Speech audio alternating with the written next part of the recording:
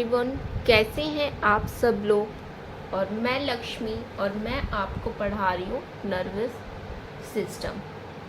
कल वाली क्लास में हमने स्पाइनल कोड का टॉपिक स्टार्ट किया था, जिसमें हमने बेसिक स्पाइनल कोड के बारे में पढ़ लिया था। आज हम स्पाइनल प्लेक्सिस के बारे में पढ़ेंगे। स्पाइनल प्लेक्सिस, प्लेक्सिस का मतलब क्या होता है? कोई गुच्छा। मतलब मान लो प्लेक्सिस को हम नेटवर्क भी बोल सकते हैं। जैसे कि मतलब मान लो 3-4 वायर मिलके एक आगे कनेक्शन हो रहा है, तो मतलब उसमें नेटवर्क बन गया 3-4 वायर का। तो उसी तरह है प्लेक्सिस। स्पाइनल प्लेक्सिस में क्या होता है, जो स्पाइनल में जो नर्व हैं तो उनका एक लिंक बना हुआ है। सारे मतलब 4-5 नर्व है वो कनेक्टेड है और उसके आगे एक कैनाल बना रही है, तो फ्रेंड का एक नर्व का गुच्छा। तो उसी तरह उसको हम नेटवर्क बोल सकते हैं और इसमें उसका दूसरा नाम प्लेक्सिस भी है। तो आज हम देखेंगे स्पाइनल प्लेक्सिस। तो पहले सिंपल सा डायग्राम में समझ लेते हैं, ताकि आगे हम थ्योरी अब इसकी देखेंगे तो आपको कोई प्रॉब्लम नहीं आए और आपको ईजी हो जाए। ये हमारी स्पाइनल कोड हो गई। स्पाइनल कोड में हमें पता है, जिसने हमारी फर्स्ट क्लास अटेंड करी थी, सबसे फर्स्ट वाली क्लास में हमने देखा था क्रेनियल नर्व। कितनी होती है क्रेनियल नर्व? 31 पेयर्स। तो अब हम देख लेते हैं स्पाइनल प्लेक्सिस। तो हमें पता है ऊपर वाला सबसे पहले कौन सी आएगी? सबसे पहले सर्वाइकल नर्व आती है, उसके नीचे thoracic nerve, lumbar nerve, sacral nerve, then coccygeal nerve. ये सीक्वेंस रहेगा, ये आपको याद रखना है। और स्पाइनल प्लेक्सिस में कितने तरह के प्लेक्सिस बनेंगे, कितने तरह के नेटवर्क बन रहे हैं? 5 तरह के नेटवर्क बनेंगे। कौन कौन से है? जो सर्वाइकल नर्व का नेटवर्क बनाएगी उसको सर्वाइकल प्लेक्सिस। जो सर्वाइकल में जो ब्रेकियल अपने जो हाथ हैं, जो हाथ को तरफ जाएगी नर्व, जो हाथ की तरफ जा रही है, 3-4 नर्व का जो गुच्छा बन गया, नेटवर्क बन गया, जो हमारे हाथ में जाएगी दोनों ब्रेकियल साइड में, तो उसको हमने नाम दे दिया ब्रेकियल प्लेक्सिस। नीचे लंबर होएगा, लंबर रीजन में लंबर प्लेक्सिस, लंबर और सैक्रल में सैक्रल प्लेक्सिस, देन लास्ट में कॉक्सिजियल प्लेक्सिस। अब मतलब इसमें हम ये आगे देखेंगे, अब ये सारे प्लेक्सिस हम 1 बाय 1 करेंगे, तो उसमें हम डीपली देखेंगे कि सर्वाइकल प्लेक्सिस में कौन कौन सी नर्व मिलके नेटवर्क बना रही है, ब्रेकियल में कौन सी नर्व मिलके नेटवर्क बना रही है, और इनमें डैमेज होएगा तो क्या हो सकता है। तो ये चीज़ें हम अब आगे पढ़ेंगे, तो आप पूरे ध्यान से समझने की कोशिश करें। और अगर आपको कोई भी डाउट या क्वेरी है तो आप अपने कमेंट में लिख के बता सकते हैं, ताकि मैं आपका डाउट क्लियर कर सकूं। The spinal nerve combinedly form the group in different parts of the body. It is called spinal plexus. तो ये क्या बोल रहा है कि मतलब स्पाइनल नर्व का ग्रुप है जो डिफरेंट पार्ट ऑफ बॉडी में होएगा। जैसे नेक में हो गया, फिर हमारे ब्रेकियल रीजन में हो गया, लंबर रीजन में हो गया, देन सैक्रल रीजन में हो गया। तो वही चीज़ ये बोल रहा है कि मतलब सिंपल सा है, स्पाइनल प्लेक्सिस क्या है? स्पाइनल नर्व का एक ग्रुप है जो different part of the body में है। This plexus provide origination to different nerve. और मतलब ये ऑरिजिनेशन प्रोवाइड करती है डिफरेंट नर्व जो यहाँ से निकलेगी। The thoracic nerves never from the plexus. तो ये इम्पॉर्टेंट है, एग्जाम में पूछ लेते हैं कि कौन सी नर्व है जो कि प्लेक्सिस नहीं बनाती है, जो कि कोई नेटवर्क नहीं बनाती है, तो उसमें हमारा आंसर होएगा thoracic nerve. Type of plexus are present. Total कितने तरह के प्लेक्सिस है, कितने तरह के नेटवर्क बनने, तो उसमें हमारा आंसर होएगा 5। Cervical plexus, brachial plexus, lumbar plexus, sacral plexus, coccygeal plexus. अब हम इसको स्टेप वाइज देखेंगे कि इसका क्या यूज़ है। अगर इसमें डैमेज होएगा तो कौन सी डिसऑर्डर हो सकती है, कौन सी प्रॉब्लम आ सकती है। तो फर्स्ट है हमारा cervical plexus. It is formed of 4 nerves. It include C1 to C4 nerves. Diagram में देख लो, सर्वाइकल प्लेक्सिस में क्या होता है, कौन कौन सी नर्व इसमें इन्वॉल्व है, C1, C2, C3, C4। C1, C2, C3, C4 ये मिलके एक नेटवर्क बना रही है। हमने देख लिया, it include C1 to C4 nerve. This plexus is present in the neck. जो हमारा नेक का एरिया है वहाँ पे ये प्लेक्सिस मिलेगा, वहाँ पे ये नेटवर्क होएगा। It provide origination to the phrenic nerve. ये ऑरिजिनेट होएगी फ्रेनिक नर्व यहाँ से, तो इसमें पूछ सकते हैं कि फ्रेनिक नर्व कहाँ से निकल रही है, तो वो नेक रीजन में बोल सकते हैं हम। This nerve provide nerve supply to the diaphragm. Diaphragm क्या होता है, separate abdomen to thoracic area. जो हमारा थोरेसिक एरिया है उसको सेपरेट करते हैं, separate abdomen to thoracic area. तो उधर हमारा डायग्राम है, और जो फ्रेनिक नर्व है वो डायफ्रागम को सप्लाई करती है। तो इधर से क्वेश्चन आ सकता है कि फ्रेनिक नर्व किसको सप्लाई करती है। क्वेश्चन आते भी हैं और आ भी चुके हैं एग्जाम में, बहुत से एग्जाम में पूछा जा चुका है। तो उसका आंसर है फ्रेनिक नर्व सप्लाई करेगी diaphragm. Damage in the plexus will cause respiratory paralysis. Very very important question, exam में रीजनिंग लॉजिकल क्वेश्चन पूछ सकते हैं कि एक पेशेंट आया है, उसकी C1 C2 में डैमेज है उसके नर्व में, तो बताओ उसको क्या हो सकता है। उसमें बहुत सारे पैरालाइज दे देंगे कि लोअर लिम्ब का पैरालाइज है, आई का पैरालाइज है, तो ऐसे आपको ऑप्शन दे देंगे, तो उसमें से आपको चूज़ करना होगा। तो हमें देख लेना है कि C1 से C4 की नर्व में अगर डैमेज है तो उससे रेस्पिरेटरी पैरालिसिस हो सकता है। तो सर्वाइकल प्लेक्सिस बिल्कुल सिंपल सा है, इसमें 4 नर्व इन्वॉल्व है, C1, C2, C3, C4। और ये प्लेक्सिस कहाँ पे है, हमारे नेक में प्रेजेंट है। और इसके अंदर से कौन सी नर्व ऑरिजिनेट होती है, फ्रेनिक नर्व। ये किसको सप्लाई करती है, डायफ्रागम को।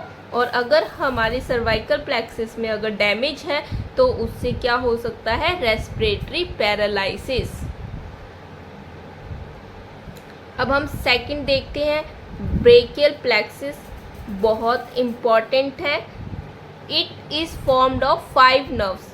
ब्रेकियल प्लेक्सिस किससे बना है, 5 नर्व आएगी इसके अंदर। It include C5 to T1 nerve. Diagram में देख लेते हैं, डायग्राम में देख सकते हो ब्रेकियल प्लेक्सिस में कौन कौन सी नर्व इन्वॉल्व है, C5, C6, C7, C8, T1, और ये मिलके बनाएगी ब्रेकियल प्लेक्सिस। ये आप देख लो 5 नर्व से बनी होती है, C5 to T1 nerve involve होती है। This plexus is present in the axillary area. Brachial plexus कहाँ पे होएगा, तो उसका आंसर आएगा एक्सिलरी एरिया में। It provide origination to the 4 nerves. Cervical में एक नर्व ऑरिजिनेट हो रही थी, फ्रेनिक नर्व, और ब्रेकियल प्लेक्सिस से 4 नर्व ऑरिजिनेट हो रही है। वो हम देख लेते हैं कौन कौन सी नर्व है। याद रखने के लिए मैंने आपके लिए सिंपल सा एक निमोनिक बनाया है, रामू। क्या निमोनिक है, रामू, RAMU। अब देख लो 4 नर्व कौन सी ऑरिजिनेट हो रही है, R से radial nerve, axillary nerve, median nerve, ulnar nerve. इसमें से हमारी 4 नर्व ऑरिजिनेट हो रही है, radial nerve, axillary nerve, median nerve, ulnar nerve. It provide nerve supply to the upper extremity. Exam में पूछ सकते हैं अपर एक्सट्रीमिटी को कौन नर्व सप्लाई करता है, तो उसमें आएगा हमारा ब्रेकियल प्लेक्सिस। तो ये ब्रेकियल प्लेक्सिस के अंदर ये 4 इंपॉर्टेंट नर्व है जो ऑरिजिनेट होती है। Ulnar nerve are also known as musician nerve. जो अल्नर नर्व है उसको हम म्यूजिशियन नर्व भी बोलते हैं। एग्जाम में पूछ सकते हैं म्यूजिशियन नर्व किसको बोलते हैं, तो उसमें है आएगा ulnar nerve. Median nerve also known as labour nerve. Labour nerve किसको बोलेंगे, मीडियन नर्व को। अल्नर नर्व है म्यूजिशियन नर्व बोलते हैं, क्योंकि जो ज़्यादातर म्यूजिशियन होते हैं, जो जो पियानो बजाते हैं, गिटार बजाते हैं, तो उसके अंदर हमारी जो अल्नर नर्व है वो ज़्यादा यूज़ हो रही है, तो इसलिए उसका नाम रख दिया अल्नर नर्व का म्यूजिशियन नर्व है। और जो मीडियन नर्व है, जो लेबर होते हैं, जो हार्ड वर्क करते हैं, उसमें हमारी मीडियन नर्व यूज़ हो रही है, तो उसका नाम रख दिया है लेबर नर्व। तो ये एक डायग्राम है छोटा सा रफ, उसमें आप देख लो, ये हमारा हाथ है और ये जो सेंटर में है ये यहाँ पे मीडियन नर्व है, और जो नीचे जो हमारी जो ये कलाई वाला पार्ट आ जाता है जहाँ रेडियस है, उसको हमने यहाँ से रेडियल नर्व है, और एक साइड रेडियल होता है और एक साइड अल्नर होता है, तो रेडियल नर्व, अल्नर नर्व और ऊपर median nerve. The complete damage in brachial plexus will cause paralysis in that extremity। और ये हमने देखा है किसको सप्लाई कर रही थी, अपर एक्सट्रीमिटी को। तो अगर इसमें कोई डैमेज होएगा तो हमारी अपर एक्सट्रीमिटी पैरालाइज होएगी। जो हमारी फर्स्ट सर्वाइकल प्लेक्सिस में मेन रेस्पिरेटरी पैरालिसिस हो रहा था, और ये ब्रेकियल प्लेक्सिस में देख लो कि अगर कोई भी नर्व हमारी डैमेज होती है तो अपर एक्सट्रीमिटी में। तो सिंपल सा है, हमने देख लिया नर्व किसको सप्लाई कर रही है, तो जो है जिसको सप्लाई कर रही है तो डैमेज होएगा, तो मतलब उसी एरिया में डैमेज होएगा, तो रटने की कुछ ज़रूरत नहीं है, आप समझ के याद करो इसको, कोई भी मुश्किल वाली बात नहीं है। अब हम देख लेते हैं कि अगर हमारे ब्रेकियल प्लेक्सिस में डैमेज है, अगर हमारी नर्व डैमेज है ब्रेकियल प्लेक्सिस की, तो मतलब क्या क्या प्रॉब्लम आ सकती है। बहुत इंपॉर्टेंट है, एग्जाम में बहुत सारे क्वेश्चन पूछे जाते हैं। The partial injury in the brachial plexus will cause two abnormalities. Brachial plexus में पार्शियल मतलब कि आधे उसमें डैमेज हो गया है, आधी नर्व में पार्शियल, पूरी नर्व नहीं डैमेज हुई है, आधी नर्व डैमेज हो गई है, तो उसके अंदर मेन दो एबनॉर्मिलिटी है। फर्स्ट है अर्ब्स पाल्सी, सेकंड है क्लम्पकिस पाल्सी। अर्ब पाल्सी में क्या हो रहा है, it occur due to damage in the C5 and C6 nerve. तो सबसे पहले आप बताओ ब्रेकियल प्लेक्सिस में कौन कौन सी नर्व, ब्रेकियल प्लेक्सिस में थी C5, C6, C7, C8, T1, तो ये 5 नर्व इन्वॉल्व थी। और अगर ऊपर की जो स्टार्टिंग की 2 नर्व है C5 और C6 में अगर डैमेज होता है तो उसमें अर्ब्स पाल्सी, तो उसमें अर्ब्स पाल्सी होएगा। एग्जाम में पूछा जाता है, एक पेशेंट आया है, उसको रिसीव किया है, उसमें C5, C6 की नर्व डैमेज है, तो बताओ उसमें से कौन सा है। तो उसमें बहुत सारे, कभी कभी डायग्राम के थ्रू भी पूछा जाता है और कभी आपको ऑप्शन दिए जाते हैं बहुत सारे कि कार्पल सिंड्रोम है, क्लम्प के पाल्सी है, अर्ब पाल्सी है, तो आपको चूज करना है। तो सिंपल सा है, अर्ब पाल्सी में C5 और C6 नर्व का डैमेज होता है। It is also known as policeman hand disorder और वेटर टिप डिसऑर्डर। तो अर्ब पाल्सी को पुलिसमैन हैंड डिसऑर्डर या फिर वेटर टिप डिसऑर्डर बोल सकते हैं, बोला जाता है। अब इसके पीछे भी एक कारण है, पुलिसमैन हैंड और वेटर टिप डिसऑर्डर क्यों बोलते हैं। तो इसमें क्या होता है, हमारे पहले हम इसके सिम्टम देख लेते हैं, बाद में मैं आपको बताऊंगी पुलिसमैन हैंड और वेटर टिप डिसऑर्डर क्यों बोलते हैं। तो the following movement will occur in the extremity. C5, C6 nerve का डैमेज हो गया, तो मतलब अब उसके सिम्टम क्या आएंगे, हमें कैसे पता चलेगा। Extension of the elbow, elbow पूरी हमारी एक्सटेंड हो जाएगी, ये देखो बिल्कुल स्ट्रेट, एल्बो हमारी बिल्कुल एक्सटेंड हो गई है। Pronation of the four arm, pronation मतलब घूम गई है, जो हमारी फोर आर्म है, जो डोर्सल वाला पार्ट है, वो पीछे की ओर घूम जाएगा।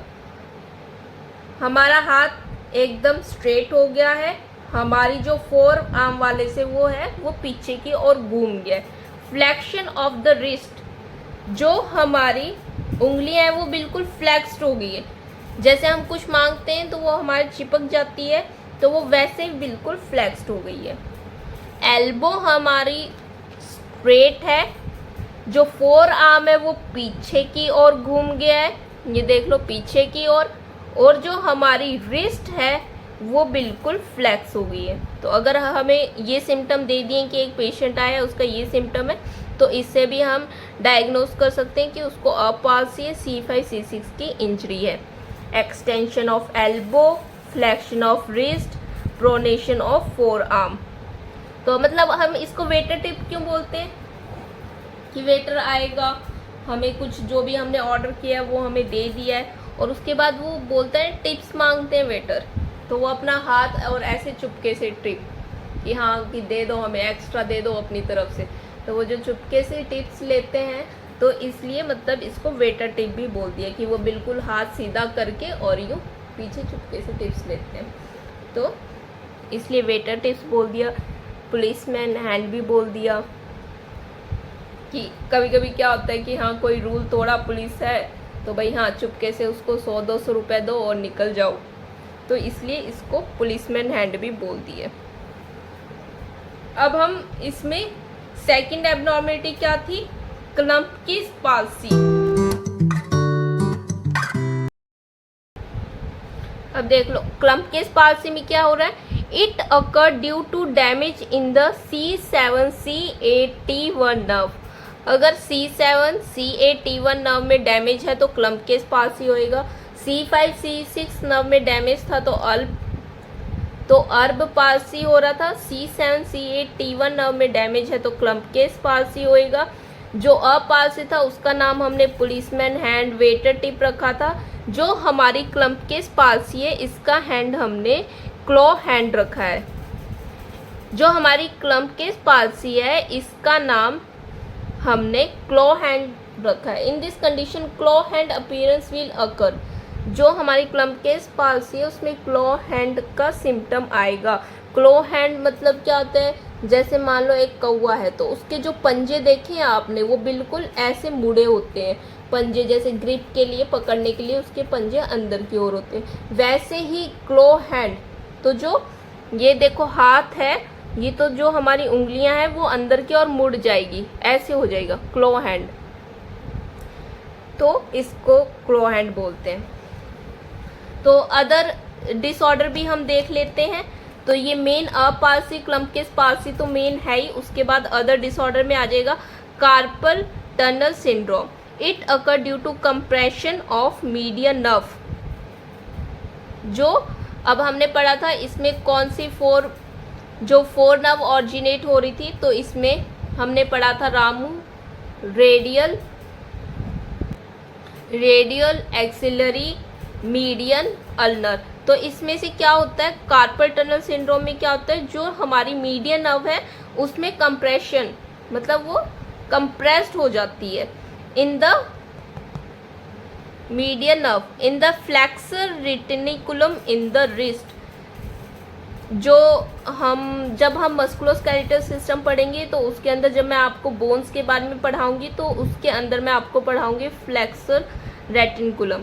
तो इसमें अभी तो बस आप डायग्राम में देख लो, ये डायग्राम में देख लो, ये हमारा हाथ है, यहाँ से मैंने आपको बताया था सेंटर में हमारी मीडियन नर्व जा रही है, तो ये जो हमारा जॉइंट वाला पार्ट है तो इसको फ्लेक्सर रेटिकुलम बोलते हैं, और नीचे हमारी कार्पल बोन आ जाती है। ये हमारी साइड में कार्पल बोन है, बीच में रिस्ट है, उधर फ्लेक्सर रेटिकुलम है और बीच में मीडियन नर्व है। तो इसमें क्या है, हमारी मीडियन नर्व में कंप्रेशन आ रहा है in the flexor retinaculum in the wrist, ठीक है, इन द कंप्रेशन है। Due to compression pain and tingling sensation will occur in the hand. Compression हो गया तो उसकी वजह से पेन होएगा, टिंगलिंग सेंसेशन मतलब झुंझुनाहट सी, कि हाँ कुछ वाइब्रेशन सी महसूस होएगी। It is assessed by the Phalen test. और हम इसको कैसे चेक करते हैं, ये बहुत इम्पॉर्टेंट है, पूछा जाता है कि फैलिन टेस्ट कब करते हैं, कौन सी डिजीज़ को डायग्नोस करने के लिए फैलिन टेस्ट किया जाता है, तो उसमें हमें लिखना है कार्पल टनल सिंड्रोम को असेस करने के लिए फैलिन टेस्ट किया जाता है। This abnormality common occur in the computer operator. जो कंप्यूटर ऑपरेटर होते हैं जिसका टाइपिंग का काम होता है उसमें मेनली मीडियन नर्व का यूज़ होता है, तो उसके अंदर मेनली हमें कंप्रेशन देखने को मिलता है। तो मेनली हम बोलते हैं कि ये कंप्यूटर ऑपरेटर में होती है। पहले तो फैलन टेस्ट में, अभी द फैलन टेस्ट का नाम आया था, फैलन टेस्ट में मैं बता देती हूँ आपको क्या होता है। जो हमारे जो दोनों हाथ है उसको हम, जो हमारी पोस्टीरियर साइड है, जो हमारे हाथ की, जो ये मतलब मान लो जो हमारे ये हाथ की ऊपर वाली साइड है, इसको हमें ऐसे जोड़ने को बोला जाता है। तो उसमें हम जब हाथ को ऐसे जोड़े हैं तो ये हमारी इसमें मीडियन नर्व, इधर दोनों का जब हमने अपने हाथ इस तरीके से कर लिए तो इसमें हमारी मीडियन नर्व का यूज़ हो रहा है। तो इसमें मीडियन नर्व है, तो हमें बोलते हैं कि व्रिस्ट फ्लैक्शन करना है 60 सेकंड तक। तो जिसको मीडियन नर्व की प्रॉब्लम होता है वो 60 सेकंड तक ऐसे नहीं कर पाता है, तो हम बोल देते हैं कि फैलन टेस्ट पॉजिटिव है, कार्नल टनल सिंड्रोम है।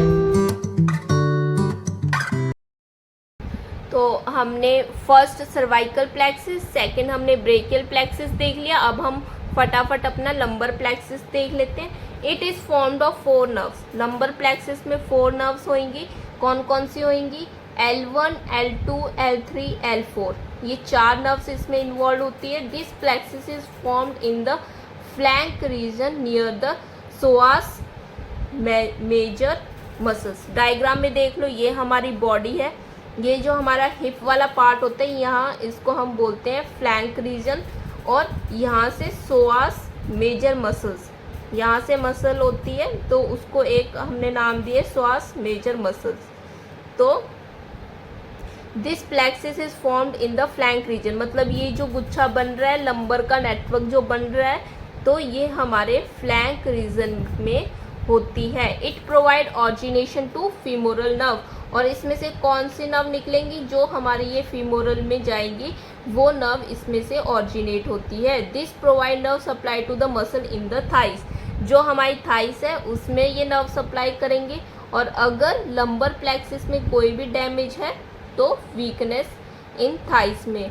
तो ये सिंपल सा है कि जो लंबर प्लेक्सिस है वो किसको, फीमोरल नर्व ऑरिजिनेट हो रही है, वो हमारी थाई को सप्लाई कर रही है नर्व सप्लाई, तो उसमें डैमेज है तो ऑटोमेटिक वीकनेस ऑफ थाइस ही होएगा। तो अब हम अपना फोर्थ देख लेते हैं। फोर्थ है हमारा सैक्रल प्लेक्सिस।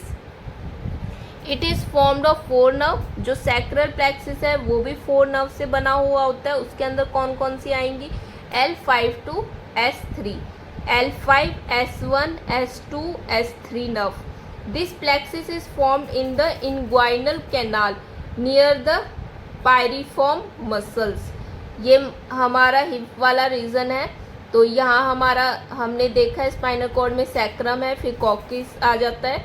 तो ये जो इनग्वाइनल है वहाँ पे पायरिफॉर्म मसल्स होती हैं। तो यहाँ पे ये प्लेक्सिस, सैक्रल प्लेक्सिस बनता है। It provide origination to 2 nerve.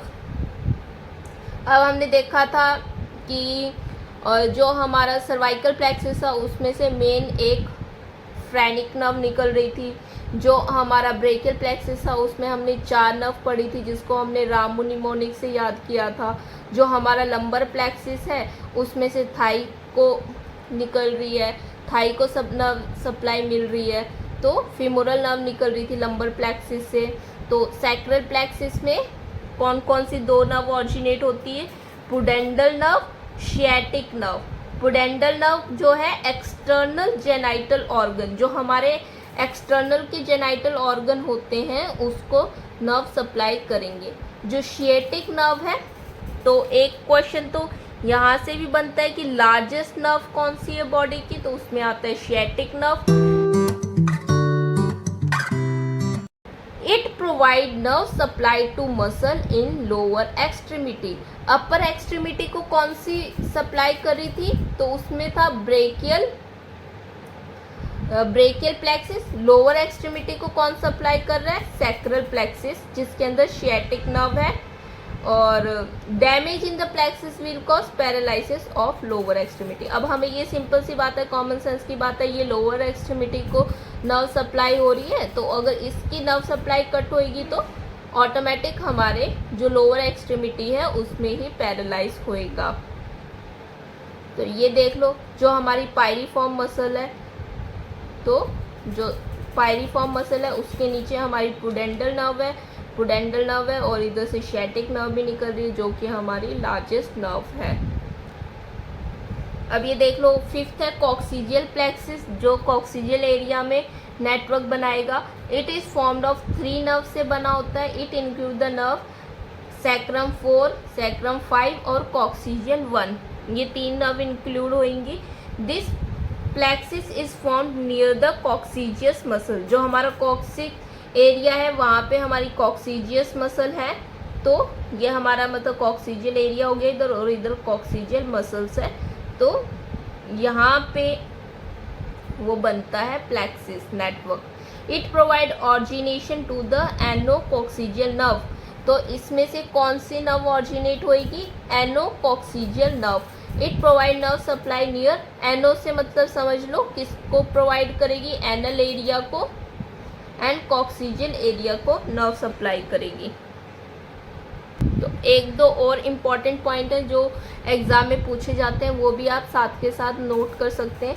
Radial nerve injury, radial nerve injury, radial nerve injury में कौन कौन से आएंगे? फर्स्ट है सैटरडे नाइट पाल्सी, तो इसमें क्या है? सैटरडे नाइट पाल्सी, इसके अंदर क्या आएगा? Sleeping with the arm over the back of chair hanging compressing the radial nerve at spinal groove. तो इसमें क्या मतलब, इसमें इन्होंने क्या बोला है कि इसके अंदर क्या हो रहा है कि हम जैसे कि कभी कभी ऐसे चेयर पे बैठे होते हैं और अपना हाथ लटका के पीछे ऐसे सो जाते हैं, तो जब हमने काफ़ी देर तक अपना हाथ चेयर पे लटका के रखा है, तो जो हमारी रेडियल नर्व है वहाँ पे कंप्रेसिंग होती है, वो वाली नर्व हमारी दब जाती है, और जब वो काफ़ी टाइम तक दब जाएगी तो उसकी वजह से प्रॉब्लम आएगी। तो इसको हमने सैटरडे नाइट पाल्सी दी है, क्योंकि अब सैटरडे नाइट है, कल हमारा ऑफ है, कल संडे है, कल कहीं जाना नहीं है, तो सैटरडे को हम आराम से काम करते करते रिलैक्स होके सो गए और हमारा हाथ ऐसे लटका रह गया, जिस पे काफ़ी टाइम से कंप्रेशन पड़ा, जिसकी वजह से रेडियल नर्व इंजरी हो गई। सेकंड है honeymoon palsy, sleeping on one arm and compressing one arm overnight. तो हनीमून पाल्सी में क्या हो रहा है? एक हाथ है उस पे कंप्रेशन पड़ा एक आर्म के ऊपर, और ओवरनाइट पूरी रात हमारा एक हाथ दबा रहा, जिसकी वजह से हमारी नर्व कंप्रेस हो गई, उसकी वजह से हमें इंजरी हो गई। और थर्ड है रिस्ट ड्रॉप, रिस्ट ड्रॉप में due to radial nerve injury, जब हमारी रेडियल नर्व इंजरी हो जाती है तो किसी किसी में रिस्ट ड्रॉप हो जाती है, मतलब वो उसको होल्ड नहीं कर पाता, रिस्ट को अपनी उंगलियां नहीं मोड़ पाएगा, कुछ नहीं कर पाएगा, वो ऐसे लटकती रहेगी, तो उसको हमने नाम दे दिया रिस्ट ड्रॉप। और होता है टीबियल नर्व इंजरी, टीबियल मतलब टीबिया बोन कहाँ होती है? हमारी पैर में होती है। फुट ड्रॉप, अगर इसमें इंजरी होएगी तो फुट ड्रॉप होएगा, मतलब हमारा पैर लटका रहेगा। Due to tibial branch of femoral nerve damage. Okay, thank you. Spinal plexus वाला टॉपिक हमारा कंप्लीट हो गया है। नेक्स्ट क्लासेस में हम पीएनएस सिस्टम स्टार्ट करेंगे। तो पीएनएस में ऑटोनॉमिक नर्वस सिस्टम के बारे में, उसके अंदर सिंपैथेटिक, पैरासिम्पैथेटिक और हमारे बॉडी पे क्या इफेक्ट होता है, वो सारी चीज़ें हम देखेंगे। आशा करती हूँ आपको समझ में आ रहा होगा। अगर आपको कुछ भी डाउट है आप कमेंट में पूछ सकते हैं, और जो नए हैं हमारे चैनल पे वो प्लीज़ हमारे चैनल एसके ट्यूशन क्लासेस को सब्सक्राइब करें, लाइक करें और अपने फ्रेंड्स में शेयर करें, ताकि हमें मोटिवेशन मिलता रहे और हम ये स्टडी का प्रोसेस कंटिन्यू रखें। Okay, thank you.